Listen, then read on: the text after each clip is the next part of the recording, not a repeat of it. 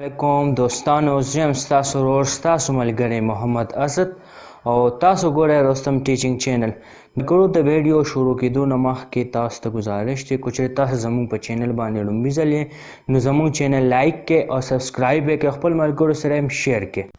دوستانو موږ به نن زده کوو چې موږ څنګه د ډېرو نمبر کالز صرف په یو سیم باندې ریسیو کړو. که چېرې هغه نمبر زموږ بند وي یا بلاک وي یا په داسې ځای باندې کې وي چې هغه کال په هغې نشي ریسیو کېدلی، مطلب سګنل پې نه وي، نو د هغې کال مونږ په دویم سیم باندې په اسانۍ سره ریسیو کولی شو.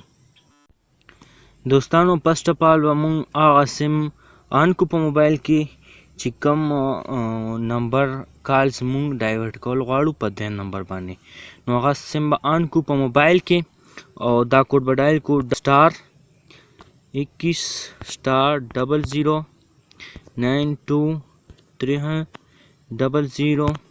812862.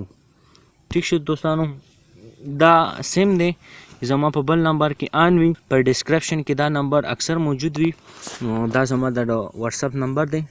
نو د دې موبایل چې کوم ما سره اوس دی دې کې کوم نمبر آن دی، نو د دې زه ټول کال ډایورټ کول غواړم په دا کې 0300 نمبر باندې، نو زه به دغه شان سٹار 21 سٹار 00 92 300 812862 هیش دا به زه ډایل کړم داسې چې دا زه ډایل کړم کال فارورډینګ رجسټریشن واز سکسسفل. ټیک شو دوستانو، اوس چې په دې نمبر څومره کالز ماته راځي تاسو به د ګوټ کې نشان وینئ، تاسو د ګوټ کې به ښکاري دا نشان به تاسو ته راځي، دا د ډایورټ نشان دی. اوس چې څومره کالز هم ماته راځي دوستانو هغه به په دې باندې نه راځي بلکې ډایرکټ په 0300 نمبر باندې زما وصول کیږي. چې کله بیا تاسو دا ختمول غواړئ دوستانو یاد لرئ که تاسو څومره سیمونه هم وي فرسټ اف آل هغه آن کړئ او دا کوډ پکې انټر کړئ، بیا که چېرې هغه موجود نه وي بند هم وي هر څومره وخت لپاره نو د هغې کال به په دویم نمبر باندې وصول کیږي.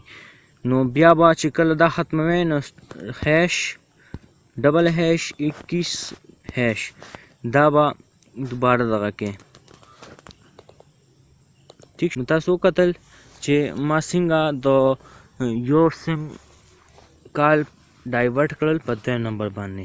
چېرې تاسو ته زما ویډیو خوښه شوي نو زما ویډیو لایک کړئ، شیر یې کړئ او زما چینل هم لایک کړئ او سبسکرایب یې کړئ او د خپلو ملګرو سره یې شیر کړئ.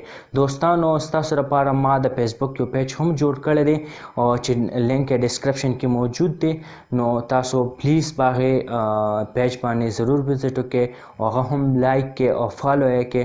په هغې باندې هم زه ډېر ښکلې او د مزې او اسانې ټیکنیکل ویډیو ورکوم ستاسو دپاره.